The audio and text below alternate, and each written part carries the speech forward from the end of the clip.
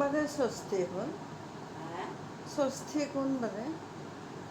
28 তারিখে। 28। 28 তারিখে হচ্ছে সপ্তমী।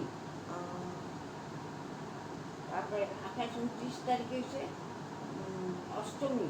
অষ্টমীর দিন মা বাটা দিবে না। অষ্টমী, তার পিছত নবমী, তার পিছত দশমী। একদম কোন বার কোনটা হল? আজ তো শুক্রবার। আজ কি? আজি বৃহস্পতিবার। আজ বৃহস্পতিবার। কিমান তারিখ? 25 তারিখ আজি। বৃহস্পতিবার 25, 26 তারিখ শুক্রবার, 27 তারিখ শনিবার, 28 তারিখ রোববার। রবিবারে হব। 28 তারিখে রোববার। রোববারে হইব আপনার বিল্ল ষষ্ঠী, দুর্গা আইব বেলগাছের তল। বুঝতে পেরেছে? তারপরে হইব সপ্তমী, তারপরে হইব অষ্টমী।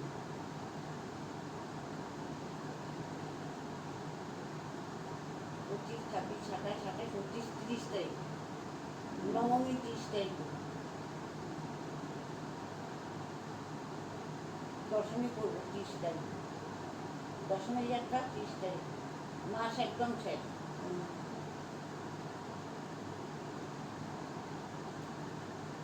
দশমীর পরের দিন পয়লা বৈশাখে 1 তারিখ করব। একটু বলে 30 মাস। 30 মাস করলে তো দশমী দিন করব মাস।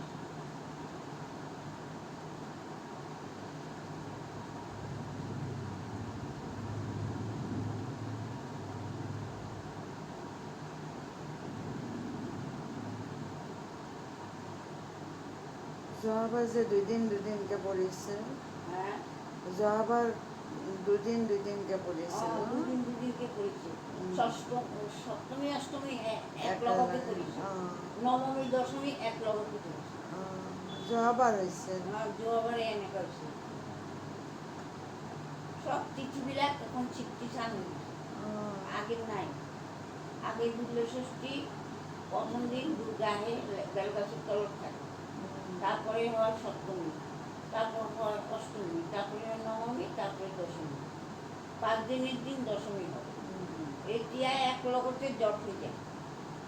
এতিয়া বা কেনেকা পড়েছি কোন দিকে দেখা নাই, দেখবার তালিকায়।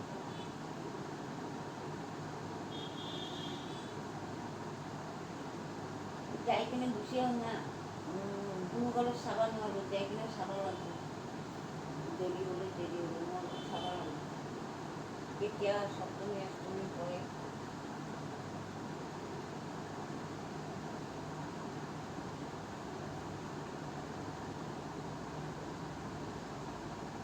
এবার তো পূজা নাই, মানুষ হাহাকার করে যায়।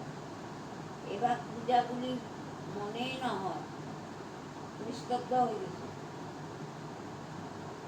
এই বাজারত গেলে গম পায় আর পূজা। ফাঁসি বাজার গেলে হ্যাঁ, ফেন্সি বাজার আর সায়ালি এইবিলাকে গ'লে বুঝা যায় যে না পূজা। আমার কলোনির মাঝে তেমন পূজা নাই।